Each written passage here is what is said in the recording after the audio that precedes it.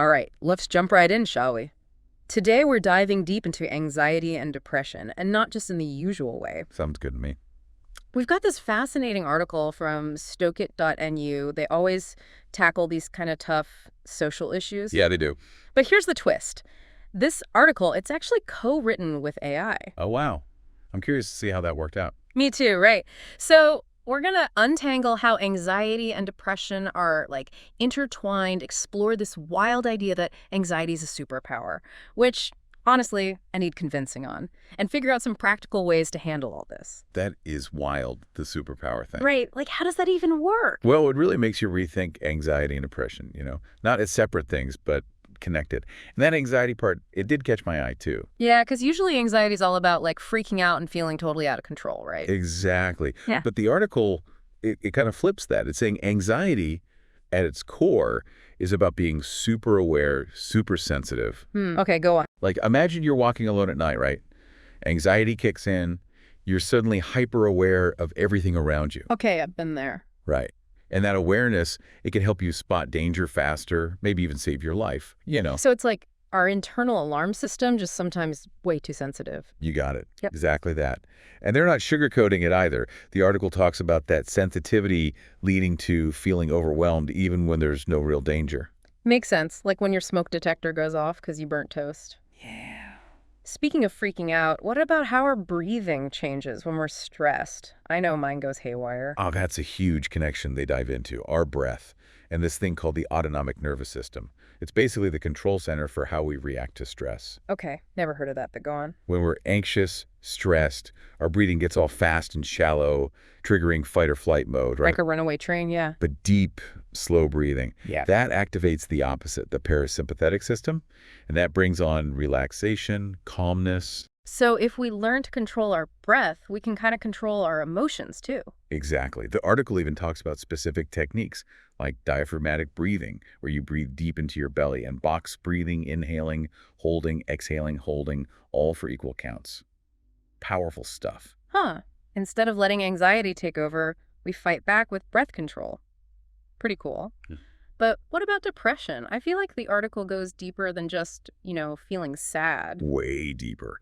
They talk about it as a lack of that emotional spark, feeling empty, disconnected. There's this one image. It's really powerful. Like, you're hungry, but no food seems good. Wow, that really hits home. It's not just sadness. It's this, emptiness, right?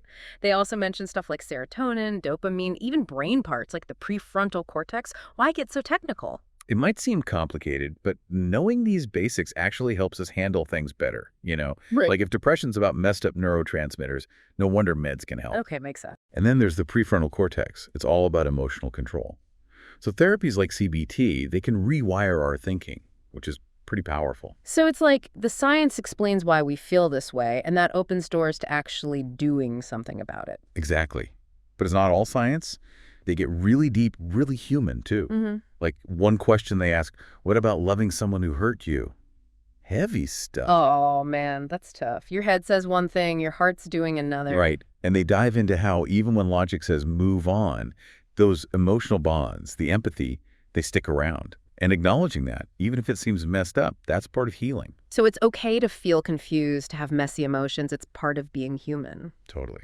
Speaking of messy, remember that anxiety is a superpower thing? It seems they're saying there's good and bad to that sensitivity. Yeah, like a powerful tool, but you got to learn to use it, right? Perfect analogy. They talk about how our brains process anxiety using two sides, right? The right side, all about emotions. It takes over when we're anxious. Mm. But the left side, that's logic. It can help us be objective, make better decisions. So it's like we got to engage that left brain, be logical to see things clearly and not just react out of fear. Yes. That's where mindfulness, reframing your thoughts, all that comes in handy. We create space between what happens and how we react so we can choose better. Like learning to drive, right? Scary at first, but then it's muscle memory. You just flow. Spot on. Managing anxiety, it's the same. Building those brain connections between emotion and logic so we handle things better. Harmony between our feelings and our thoughts, recognizing they both matter. Makes sense. And it all ties back to finding hope amidst struggles, Seeing those tough times not as the end, but as chances to grow, to become better versions of ourselves. Like a winding road might be tough, but leads to something amazing. But how do we actually apply that, especially when everything feels dark? That's what I want to know. Great question. And that's exactly what we'll tackle next time. Practical ways to manage this stuff and how these challenges can actually be opportunities. Stay tuned. Okay, so back to anxiety and depression. Last time, we went deep. Anxiety is a superpower, the breath connection, heavy stuff. It is, yeah. But before we get to techniques, I keep thinking about that finding hope and struggles thing. Mm-hmm. Like, our problems now, maybe they're setting us up for the life we want, but how do we actually ease that idea when anxiety and depression are hitting hard? Yeah, it's so easy to just get lost in it all, Yeah, lose sight of the bigger picture. totally. That's where this article's view is powerful. It's like, don't see those hard times as roadblocks, but like opportunities. Okay, I like that. Like imagine a tree. Its roots grow deep and strong because they had to fight through rocks, right? Our struggles, they can make us resilient, empathetic, make us understand ourselves more. Beautiful analogy. Like those tough workouts, you're sore, but you get stronger. Exactly. But yeah, hard to see the good while you're in it, right? For sure. So the article mentioned mindfulness, meditation, all that for anxiety. What's the deal with those? They might sound kind of woo-woo, but they're actually really practical, backed by science too. Okay, good, because I need practical. Mindfulness is all about being present right now, no judgment. Hitting pause on that mental chatter and just observing your thoughts, feelings, like watching clouds drift by. So we create space between us and our thoughts so we can choose how to react instead of just like knee-jerk freaking out. You got it. Yeah. And meditation, that's how we train that mindfulness muscle. Focus on your breath, maybe a mantra. You find calm, clarity. It's like marathon training. You don't start with 26 miles. Got to build up to it. Right, building those mental muscles makes sense. But what about those negative thoughts? They fuel so much of this anxiety, depression stuff. How do we deal with those? The article talks about thought reframing, basically challenging those bad thoughts and replacing them with better, more realistic ones. Like arguing back with your own negativity. Yeah. Like if you're all, I'm a failure, stop and ask, what proves that? What have I succeeded at? What am I good at? It's finding a balanced view. Putting those thoughts on trial, huh? See if they actually hold up. Yeah, exactly. You got to catch them early before they spiral. Sometimes just swap a bad thought for a good one, like, I am capable. Stuff like that. Focus on the flowers, not the weeds, right? But this all takes work. How do we stay motivated, especially when it's hard? That's where self-compassion comes in. Treating yourself with the same kindness you'd give a struggling friend. Oh, I need to work on that. It's so important. Don't beat yourself up for setbacks. You're doing your best. Everyone messes up. You deserve love and care, even when you're not perfect. Giving ourselves a break, huh? It's tough, but important. The article also talked about loving someone who hurt us. That seems connected to all this emotional stuff. Oh, for sure. That's a tough one. So confusing, painful. And the article, it acknowledges those emotional bonds are strong, even when logic's yelling, Ryan. Yeah, like your head and heart battling it out. Exactly. You might still empathize with someone who hurt you. Yeah. And those feelings mix with anger, sadness, the whole mess. It's complex. So how do we handle that without getting stuck in resentment, pain? It's about acknowledging it's complicated, honoring all your feelings, even the ones that seem wrong. Healing takes time, no easy answers. Sometimes it's boundaries, sometimes it's therapy, sometimes it's just letting yourself grieve what you thought the relationship would be. Healing is a journey, not a destination, with detours and wrong turns. Makes sense. It does. But let's loop back to anxiety as a superpower. That heightened awareness. How do we actually use that without letting it control us?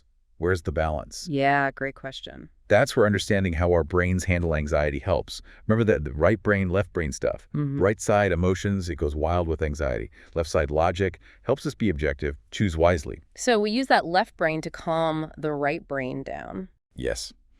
Mindfulness, reframing thoughts, they help create space between feeling and reacting. Then we can choose a better response.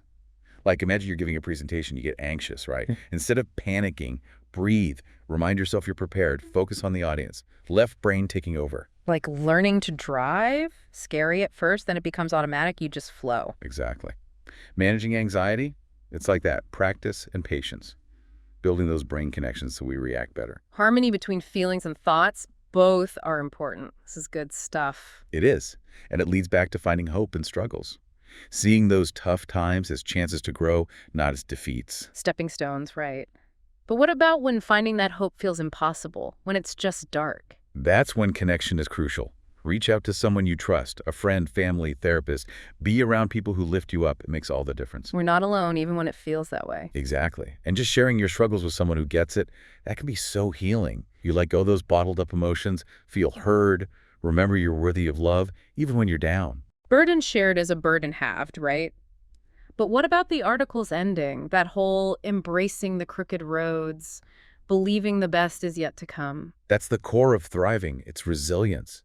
Believing that even though the path is messy, it leads to growth, change, deeper understanding. Trusting that even when we can't see it, we're being guided towards something good. Yes. And that trust, that faith, it's powerful, especially when things are tough. It gives you strength, hope. Like knowing dawn comes after even the darkest night. This has been quite a journey. It has. So as we wrap up this anxiety and depression deep dive, what are some key things you want folks to take away? First, anxiety, depression, they're not weaknesses, not failures. They're part of being human. Often they're trying to tell us something important about ourselves. And even when it's tough, there's always hope, always a chance to heal, to change. Absolutely. I hope people feel empowered to get support, be kind to themselves, and remember, they're not alone in this. Couldn't have said it better myself. Thanks for joining us on this deep dive, everyone. Thanks for having me. We hope it's giving you some new ideas, some tools, and most importantly, some hope. Hope is key. For sure. Until next time, keep exploring, keep diving deep, and remember, you're stronger than you think. You are, absolutely. Okay, so we've talked about the science, the techniques, but now I'm curious, can we go beyond just coping with anxiety and depression? Can we actually, thrive? That's a great question. It's not just about managing symptoms, right? Thriving means you've got vitality, purpose, even when things are tough. And I think this article, it gives us some clues. Clues, huh? Like what kind of clues? It can't be just think positive and pretend everything's fine, right? Oh, absolutely not. Yeah. The article is saying thriving isn't about ignoring these experiences. It's about really understanding ourselves, what we're good at, what we struggle with, and learning to handle life's ups and downs with, like grace. So it's about embracing the good and the bad, not trying to be happy all the time. Exactly. Challenges are going to happen. That's life. And often it's those challenges that show us our strengths, make us appreciate how complex life is. Makes sense. But how do we actually shift from just getting by to thriving? Where do we even start? They highlight a few key things, and they all kind of go back to building a strong foundation, like all that basic self-care stuff, eating well, sleeping enough, moving our bodies, being in nature. Yeah, those things are easy to skip when you're stressed, but they really do matter, huh? It's foundational, like tending a garden. You can't grow amazing flowers if the soil's bad and nothing's getting watered. So self-care is like prepping the soil for our mental garden to grow. I like that. Exactly. And besides that, they talk about having a sense of purpose, meaning in our lives. Purpose. How does that help when you're dealing with anxiety and depression? Well, when you have a reason to get out of bed, it can really fight that feeling of emptiness and apathy. So it's about finding something that makes you passionate, connected to something bigger. Yes. Could be a creative thing, a cause you believe in, wanting to make a difference, even just connecting with loved ones, being part of your community. That spark that reminds you what matters, right? Yeah, and that spark, it can fuel you through the tough times, give you direction, like a compass when you're lost at sea. Love that. But what about when finding that purpose feels impossible? When it's just too dark, too hard? That's when connection is so important. Talk to someone you trust, a friend, family, therapist. Be around people who lift you up. It can change everything. It's that reminder that we're not alone, even when it feels that way. And sometimes just sharing what you're going through, that's so healing. You let it out, you feel heard, you remember you're still loved, even when you're struggling. Sharing the burden makes it lighter, for sure. But the article ended on such a hopeful note, that whole embracing the crooked roads, the best is yet to come thing. That's where true thriving is. It's resilience, believing that even if the path is messy, it's leading you somewhere good. Trusting that you're being guided, even when you can't see where you're going. Exactly. And that trust, it gives you hope, strength, especially when things are tough. Like knowing the sun will rise again, even after the longest night.